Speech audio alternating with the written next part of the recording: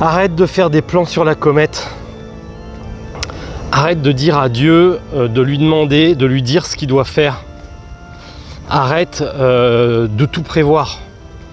Arrête de penser à la place de Dieu.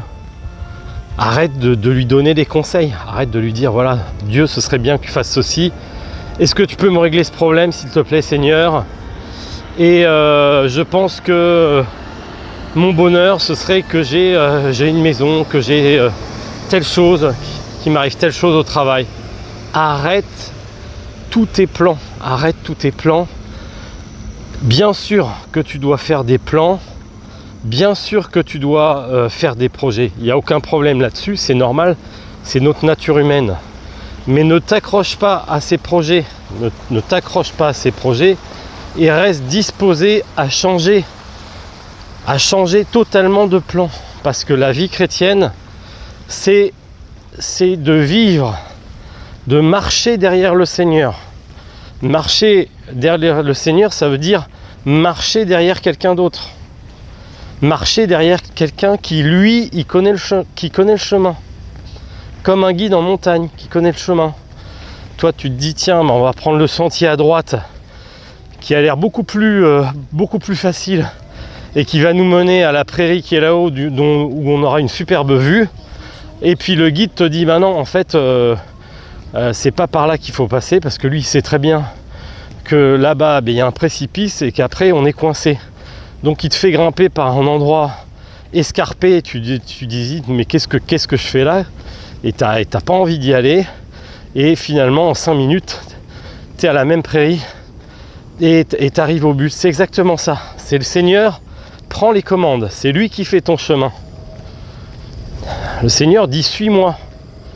Il dit pas passe devant moi et je t'accompagne. Le Seigneur dit, suis-moi, derrière moi. Qui ne vient pas à ma suite, c'est-à-dire derrière. C'est lui qui sait. C'est lui qui sait quelle est la meilleure chose pour toi, le meilleur plan pour toi. Et ne t'attends pas non plus à des choses trop matérielles. Évidemment que le Seigneur peut te combler matériellement. Ça arrive à beaucoup de gens. Et parfois je trouve que c'est un peu, chez les évangéliques, cette dimension est un peu forte, je trouve.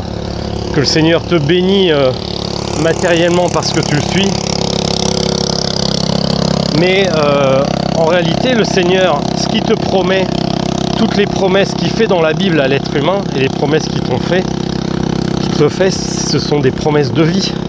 Ce qu'il te promet de tout son cœur, c'est qu'il va te donner la vie en abondance, la vie éternelle aujourd'hui. Tu vas exulter de joie. Tu vas exulter de joie parce que tu vas expérimenter que Dieu t'aime. Que Dieu t'aime plus que ton mari, plus que ta femme, plus que tes parents. Tu vas le découvrir si proche de toi.